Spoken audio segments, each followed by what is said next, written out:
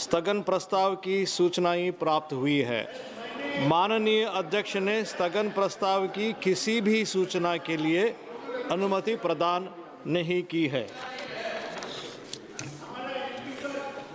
Item number 2, माननीय श्री गजेंद्र सिंह शेखावत जी। Sir, with your permission, I rise to lay on the table of the House the papers mentioned against my name at serial number 2 in today's list of business. Thank you. Thank you, sir. Item number 3, माननीय doctor Jitendra Singh ji. Speaker, sir, with your kind permission, I rise to lay on behalf of my colleague Shri Arjun Ram Meghwal ji on the table of the House papers pertaining to the Ministry of Parliamentary Affairs listed against his name at serial number 3 of today's revised business. Item number 4, माननीय श्री जयंत चौधरी जी। Thank you, sir. With the kind permission, I rise to lay papers on the table of the House mentioned against my name at serial number 4 of today's list of business. Item number 5, माननीय श्री पंकज चौधरी जी। सभापति महोदय, मैं आज की कार्यसूची में मेरे नाम के सामने मत संख्या 5 पर वर्णित कागजात आपकी अनुमति से सदन के पटल पर रखता हूं। आइटम नंबर 6, माननीय सुश्री शोभा करांडले जी। माननीय अध्यक्ष जी, आज का कार्यसूची में मेरे नाम के सामने वर्णित दस्तावेज सदन के पटल पर रखी है। आइटम नंबर 8, माननीय श्रीमती रक्षा खाड़से जी। Honorable Speaker, sir, with your kind permission, I rise to lay on the table of the House a copy of, in English and Hindi, of the paper shown against my name at serial number 8 in the today's list of business. Thank you. Item number 9, माननीय श्री सुखांत मजुमदार जी। Honorable Chairman, sir, with your kind permission, I rise to lay on the table of the House the papers mentioned against my name at serial number 9 in today's list of business. Item number 10, माननीय श्री हर्ष मल्होत्रा जी। आदरणीय सभापति महोदय, मैं आपकी अनुमति से आज की कार्यसूची में क्रमांक 10 पर मेरे नाम के सामने उल्लेखित पत्रों को सदन के पटल पर रखना चाहता हूं। माननीय सदस्यगण, नियम 377 के अधीन मामलों के सभा पटल पर रखा जाएगा।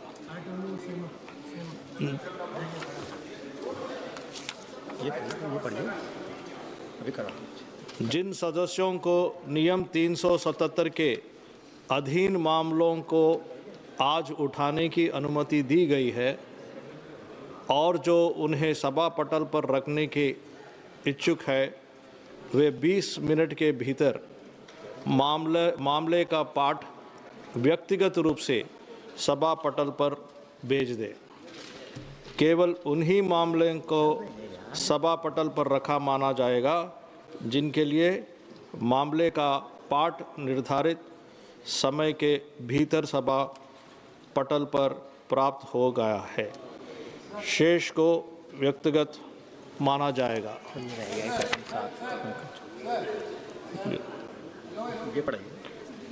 आइटम नंबर 7, माननीय श्री पंकज चौधरी जी।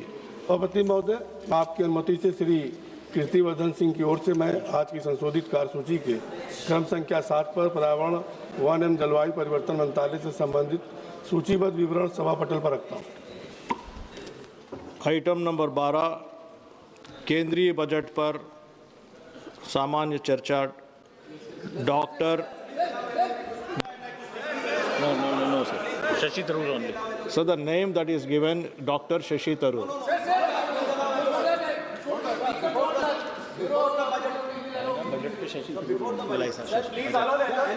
No, it is on budget. We will get it clarified. On budget, the name that is given is Dr. Shashi Tharoor. Dr. Shashi Tharoor.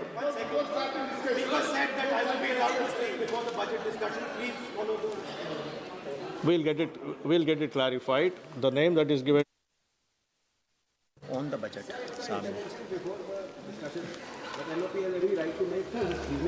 on the budget. Yes, please. On the budget, please. Rahulji, you start and then yield to me. Sir, the business that is given to me is on budget.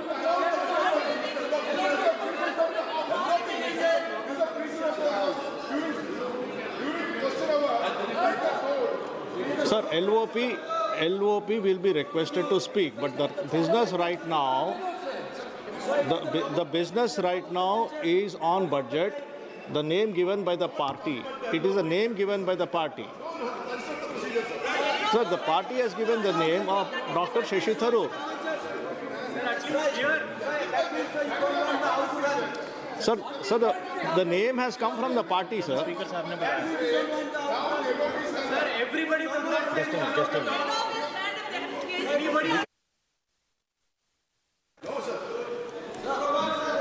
Honorable LOB would like to speak on the budget.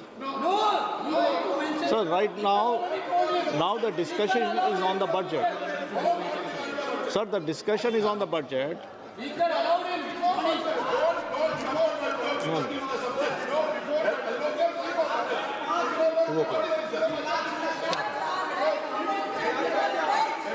Sir, the business that is given to the chair is discussion on the budget, and the name that is given to me is Dr. Shashi Tharoor. Sir, I'm repeatedly telling you what is given to me. No, LOP will be requested to speak, but now the business is right now on the budget, and the name that is given to me is Dr. Shashi Tharoor. Dr. Shashi Tharoor, would you like to speak? Dr. Shashi Tharoor, would you like to speak? Dr. Shashi Tharoor, would you like? I'll take the floor and yield it to the LOP.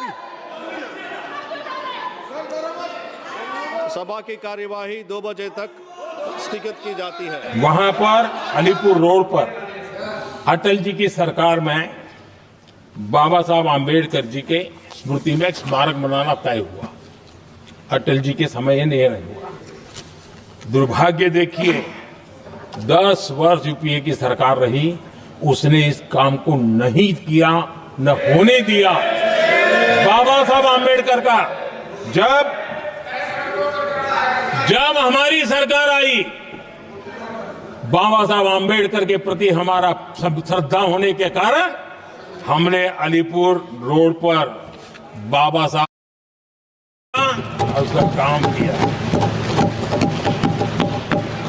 आदरणीय सभापति जी, दिल्ली में जब बाबा साहब आम्बेडकर के 1992 में, उस समय चंद्रशेखर जी कुछ समय थे, तब एक निर्णय किया गया था। आम्बेडकर इंटरनेशनल सेंटर यही जनपद के पास 40 साल तक वो कागज पे ही पड़ा रहा, नहीं किया गया। और तब जाकर के 2015 में हमारी सरकार आई और हमने आकर के इस काम को पूरा किया। बाबा साहब को भारत रत्न देने का काम भी जब कांग्रेस सत्ता से बाहर गई तब संभव हुआ। इतना ही नहीं, आदरणीय सभापति जी, बाबा साहब आम्बेडकर के 125 साल तो हमने पूरी दुनिया में बनाए थे, विश्व के 120 देशों में बनाने का काम किया था। लेकिन जब बाबा साहब आम्बेडकर की शताब्दी थी, तब अकेली बीजेपी की सरकार थी मध्य प्रदेश में।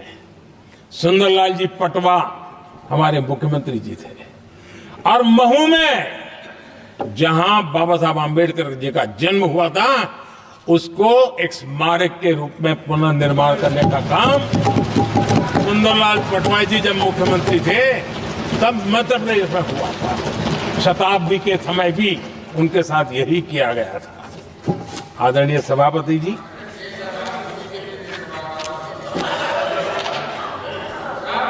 हमारे देश में बाबा साहब आम्बेडकर एक दीर्घदृष्टा थे। समाज के दबे कुचले लोगों को मुख्य धारा में लाने के लिए वो प्रतिबद्ध थे, और एक लंबे सोच के साथ भारत को अगर विकसित होना है तो भारत का कोई अंग दुर्बल नहीं रहना चाहिए, ये चिंता बाबा साहब को सताती थी। और तब जाकर के हमारे देश में आरक्षण की व्यवस्था बनी। लेकिन वोट बैंक की राजनीति में छुपे हुए लोगों ने, डूबे हुए लोगों ने धर्म के आधार पर तुष्टीकरण के नाम पर आरक्षण के अंदर कुछ न कुछ नुक्सेदनी करने का प्रयास किया और इसका सबसे बड़ा नुकसान एससी, एसटी और ओबीसी समाज को हुआ है। आदरणीय सभापति जी, आरक्षण की कथा बहुत लंबी है। नेहरू जी से लेकर के राजीव गांधी तक कांग्रेस के प्रधानमंत्रियों ने आरक्षण का घोर विरोध किया है। हिस्ट्री कह रही है आरक्षण के विरोध में लंबी लंबी चिट्ठियां स्वयं नेहरू जी ने लिखी है, मुख्यमंत्रियों को लिखी है। इतना ही नहीं, सदन में आरक्षण के खिलाफ लंबे लंबे भाषण इन लोगों ने किए हैं। बाबा साहब आंबेडकर समता के लिए और भारत में संतुलित विकास के लिए आरक्षण के लेकर के आए, उन्होंने उसके खिलाफ भी झंडा ऊंचा किया हुआ था। दशकों तक मंडल कमीशन के रिपोर्ट को डिब्बे में डाल दिया था। जब कांग्रेस को देश ने हटाया, जब कांग्रेस गई, तब जाकर के ओबीसी को आरक्षण मिला, तब तक ओबीसी को आरक्षण नहीं मिला। ये कांग्रेस का पाप है। अगर उस समय मिला होता तो आज देश के अनेक पदों पर ओबीसी समाज के लोग भी देश की सेवा करते, लेकिन नहीं करने दिया, नहीं होने दिया। ये पाप इन्होंने किया था। आदरणीय सभापति जी, जब हमारे यहां संविधान का निर्माण चल रहा था, तब संविधान निर्माताओं ने धर्म के आधार पर आरक्षण होना चाहिए कि नहीं होना चाहिए, इस विषय पर घंटों तक, दिनों तक गहन चर्चा की है, विचार विमर्श किया है और सबका मत बना है कि भारत जैसे देश की एकता और अखंडता के लिए धर्म के, संप्रदाय के आधार पर आरक्षण नहीं हो सकता है। सुविचारित मत था, ऐसा नहीं कि भूल गए थे, रह गया था। सोच विचार कर तय किया गया था कि भारत की एकता और अखंडता के लिए संप्रदाय और धर्म के आधार पर यह नहीं होगा। लेकिन कांग्रेस ने सत्ता सुख के लिए, सत्ता भूख के लिए, अपनी वोट बैंक को खुश करने के लिए धर्म के आधार पर आरक्षण का नया खेल खेला है, जो संविधान की भावना के खिलाफ है। इतना ही नहीं, दे भी दिया कुछ जगह पे और सुप्रीम कोर्ट से झटके लग रहे हैं। और इसलिए अब दूसरे बहाने से बहाने बता रहे हैं, ये करेंगे वो करेंगे। मन में साफ है, धर्म के आधार पर आरक्षण देना चाहते हैं, इसलिए खेल खेले जा रहे हैं। संविधान निर्माताओं के भावनाओं पर गहरी चोट करने का यह निर्लज्ज प्रयास है। आदरणीय सभापति जी, आदरणीय सभापति जी,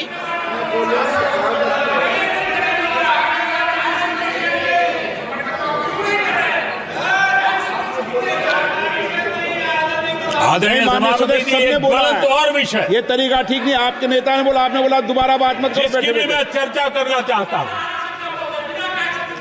और वो ज्वलंत विषय समान नागरिक संहिता, यूनिफॉर्म सिविल कोड।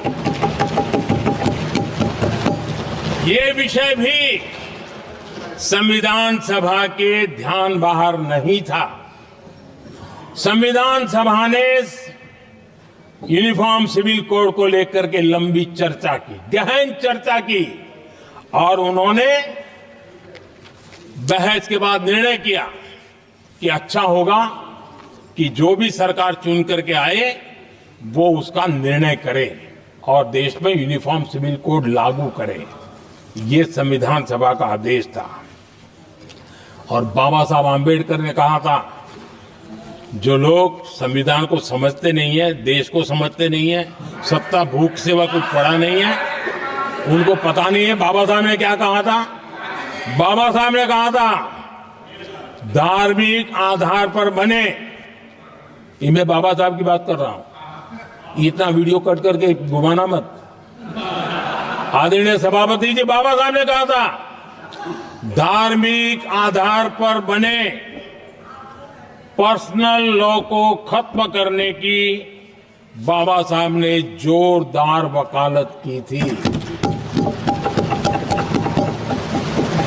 उस समय के सदस्य के.एम. मुंशी जी ने कहा था समान नागरिक संहिता को राष्ट्र की एकता और आधुनिकता के लिए अनिवार्य बताया था। कमा मुंशी जी ने। सुप्रीम कोर्ट ने भी कई बार कहा है कि देश में यूनिफॉर्म सिविल कोड जल्द से जल्द लाना चाहिए। सरकारों को आदेश दिए हैं सुप्रीम कोर्ट ने,